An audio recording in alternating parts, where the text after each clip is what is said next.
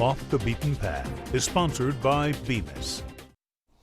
Of course, the Indy 500 is the talk of the racing world this weekend, but the holiday weekend provides excitement for racing fans locally as well. The Burning Man Memorial Drag Race takes place Saturday at the Crossroads Dragway in Terre Haute. News 10's Ross Rawling shows us one racing team with something extra special up its sleeve as he steps off the beaten path. You want the ratchet? When it comes to hobbies, There you go. There you go. racing rules the roost for longtime driver Tom Grover. It's been a pastime, from the rebuild Ease it down, but get it all the way to the floor. to the ride. It's an adrenaline rush. It's the feel. It's just the fun. It's the good time at the track. But lately, there's been a new spark, a project that's got the wrenches doing double time in the Grover garage. I'm here 8 a.m. in the mornings. I leave about noon, so 20 hours Monday through Friday, and then the weekends, so at least 36, 40 hours a week. Grover's oldest son, Thomas, is new to the sport. I gave him the opportunity to go down the track a couple times in my truck, and he was hooked. It's pretty easy to get that way in this sport.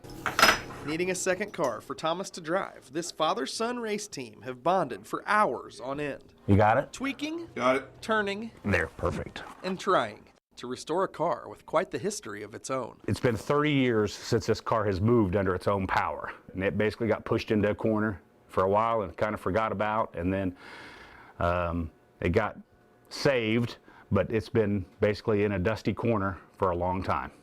Not just any car.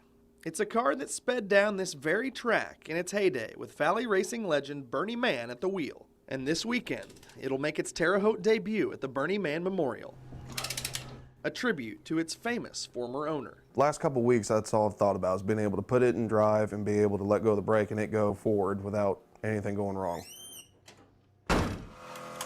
Go.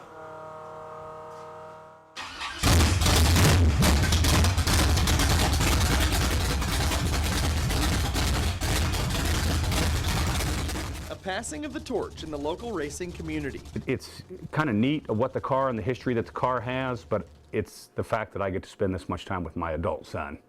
You know, anytime you get to spend time with your kids when they're children, but once they become adults and move out, when they'll come back and spend some time with you and work on a project, it's a lot of fun. A car passed from one family to another,